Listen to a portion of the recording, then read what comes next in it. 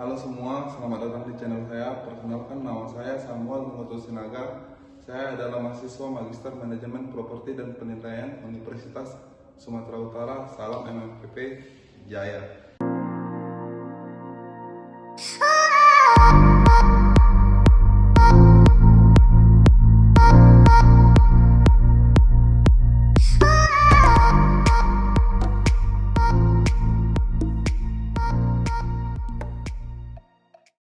Pada kesempatan kali ini, saya akan berbagi ilmu dan pengetahuan saya kepada teman-teman semua bagaimana kemiskinan di Indonesia, apalagi yang kita tahu dunia saat ini sedang mengalami pandemi COVID-19. Sebelum saya memulai pembahasan ini, saya mau mengucapkan banyak-banyak terima kasih kepada Ibu Profesor Dr. Elizabeth Sihan, SE, MEC, yang sudah memberikan waktu, ilmu, pengetahuan kepada saya di bidang ekonomi makro. Sebelum lebih jauh berbicara mengenai kondisi kemiskinan di negara kita akan berbicara mengenai apa itu kemiskinan. Secara umum, kemiskinan didefinisikan sebagai kondisi seseorang yang tidak dapat memenuhi kebutuhan sehari-harinya, terutama di bidang sandang, pangan, dan papan.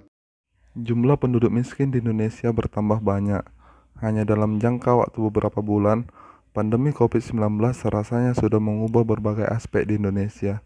Di samping aspek kesehatan, pandemi ini juga menghantam aspek perekonomian. Ketika banyak negara melakukan social distancing, bahkan sampai lockdown, akhirnya membuat roda ekonomi sulit berputar, dan banyak perusahaan tidak dapat bertahan. Ujungnya karyawan juga ikut menjadi korban PHK. Kehilangan pendapatan masyarakat karena pandemi ini menyebabkan menurunnya agregat pendapatan rumah tangga yang membuat penambahan penduduk miskin di Indonesia. Wabah COVID-19 membuat masyarakat sulit untuk mencari nafkah. Masyarakat yang bekerja di sektor informal yang paling banyak mengalami dampaknya, dikarenakan mereka wajib bekerja secara langsung. Sementara pemerintah menerapkan pembatasan sosial berskala besar yang ketat, sehingga banyak yang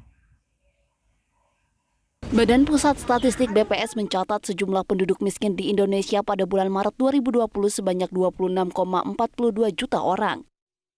Angka ini meningkat 1,63 juta orang atau 6,5% dibanding bulan September 2019 lalu.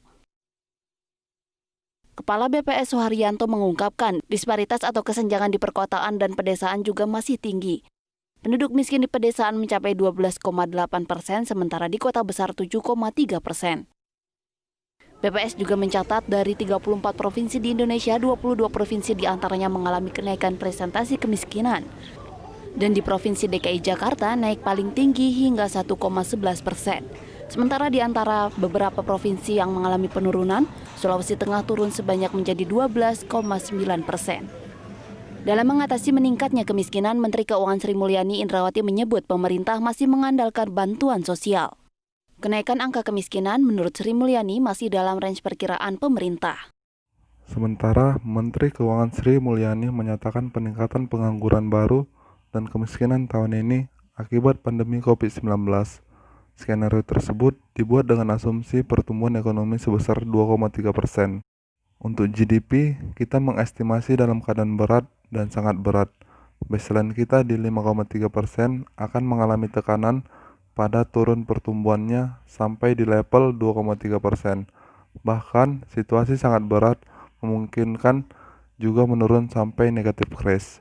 Ini pasti berpengaruh ke dampak sosial dan pembangunan kita.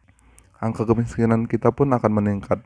Dalam skenario berat bisa naik tambahan 1,1 juta orang, atau dalam skenario lebih berat kita akan menghadapi kemungkinan 3,78 juta orang. Angka pengangguran yang selama ini sudah menurun konsisten, sama seperti kemiskinan dalam 5 tahun terakhir, akan mengalami kenaikan.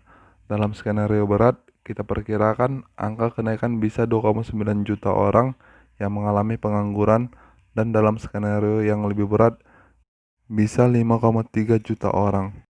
Stimulus pemerintah dalam menangani COVID-19. Kalau kita lihat arah kebijakan pemerintah menghadapi pandemi COVID-19, yaitu dengan penyelamatan masyarakat yang terpapar COVID-19, kemudian dilakukan dengan pemulihan ekonomi.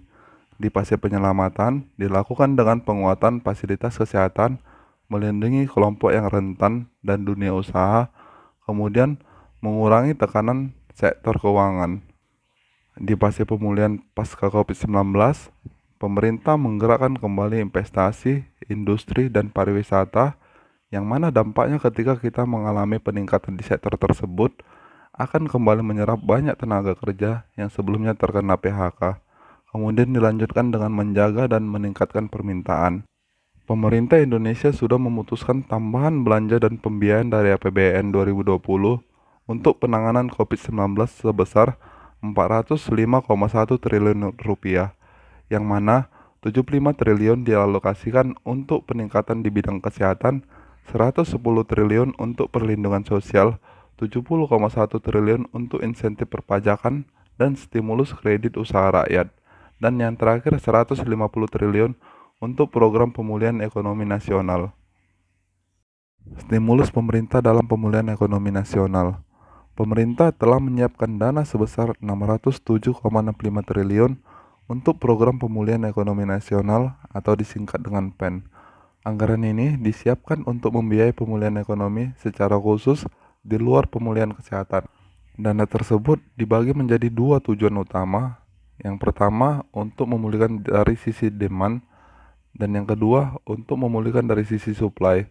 Khusus untuk sisi demand, pemerintah menyiapkan dana sebesar 205,2 triliun yang dibagi kepada 9 jenis belanja rumah tangga, mulai dari program keluarga harapan, sembako, bantuan sosial Jabodetabek, bantuan sosial non-Jabodetabek, program kartu prakerja, diskon listrik, logistik atau pangan, bantuan langsung tunai, dana desa, dan insentif perumahan bagi masyarakat berpenghasilan rendah.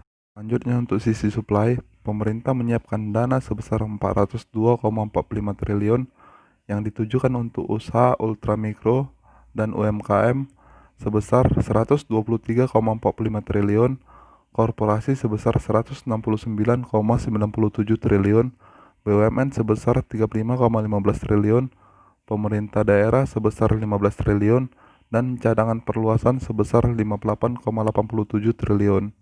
Rinciannya, untuk usaha mikro dan UMKM itu terbagi lagi kepada program subsidi bunga, penempatan dana untuk modal UMKM, belanja JP, penjaminan untuk modal kerja, PPh Final UMKM, DTB, dan pembiayaan investasi melalui LPDB KUMKM.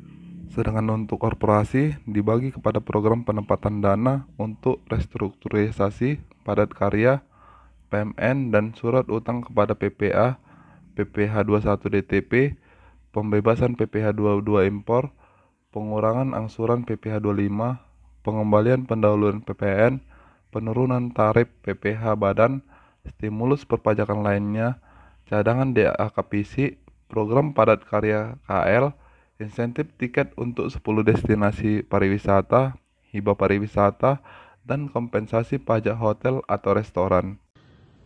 Terima kasih kepada teman-teman semua yang sudah menonton video saya. Semoga teman-teman yang menonton semua bisa mendapatkan manfaat dari apa yang saya sampaikan. Sebagai penutup, saya ucapkan terima kasih.